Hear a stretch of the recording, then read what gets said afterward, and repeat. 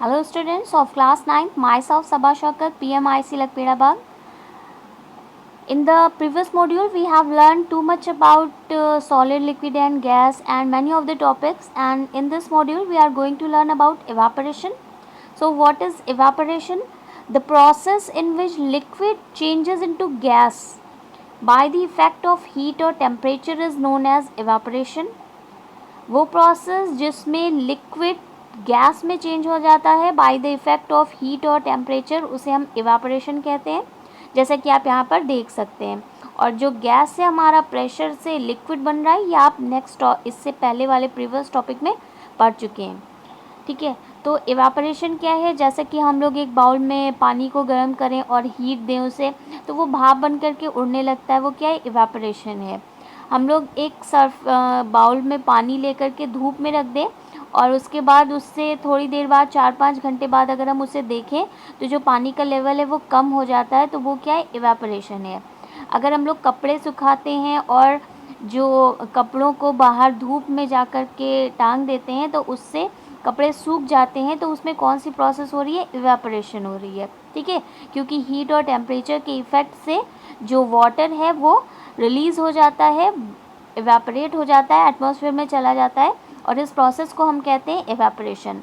Next heading आप देखेंगे factors affecting evaporation. कौन कौन से फैक्टर्स हैं जो इवेपोरेशन को अफेक्ट करते हैं? फर्स्ट है टेम्परेचर। टेम्परेचर कैसे इफेक्ट करता है? Temperature is the main factor of evaporation. Temperature इसका मेन फैक्टर होता है। As temperature increases evaporation increases. जैसे जैसे हम टेम्परेचर बढ़ाते हैं इवेपोरेशन इंक्रीज़ करता है। जैसे अगर हम लोग कपड़ों को जो है शैडो में यानी कि छाँव में अगर सुखाएंगे तो क्या होगा कि जो विंड है, विंड की वेलोसिटी की वजह से कपड़े सूखेंगे, लेकिन टेम्परेचर वहाँ पर कम होगा जिसकी वजह से कपड़े देर में सूखेंगे। लेकिन अगर उन्हें हम धूप में सुखाएंगे तो कपड़े जल्दी सूखेंगे, क्योंकि वहाँ पर हीट या टेम्परेचर का इफेक्ट ज़्यादा होगा। नेक्स्ट है आपका विंड वेलोसिटी। विंड वेलोसिटी में आपको भी सेम लिखना है।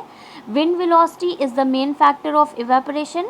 As wind velocity increases evaporation increases.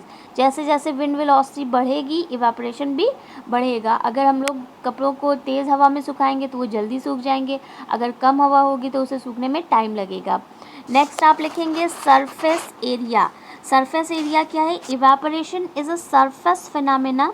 ये एक सतही प्रक्रिया होती है in which evaporation increase by increase of surface area, कि जिसमें हम अगर सरफेस एरिया को बढ़ा दें तो जो इवेपोरेशन है वो इंक्रीज़ कर जाता है। कैसे कि सरफेस एरिया किस तरह से होती है कि अगर हम लोग एक ज़मीन पर आप लोग देखते हैं अगर फ्लोर पे पानी फेंक दिया जाता है और धूप निकली होती है तो वो जल्दी इवेपोरेट हो जाता है, ज़मीन जल्दी सूख जाती है। और अगर हम लोग उसे एक ग्लास में रख दें तो उसे सूखने में या उसे इवेपोरेट होने में क्या होता है? टाइम लगता है। तो ये एक सरफेस प्रोसेस होती है।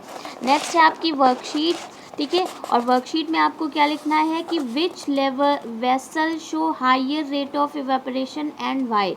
कौन सा vessel higher rate of evaporation show करेगा एंड वाई है? कौन से आपके? Vessel having broad surface and vessel having narrow surface. वो वेसल जिसमें कि जो सरफेस एरिया हो जिसका वो चौड़ा हो उसमें इवेपोरेशन जल्दी होगा, या जिसका पतला हो उसमें जल्दी होगा। ये आप लोग कर करके मेरे नंबर पे आप लोग सेंड कर देंगे। Thank you so much.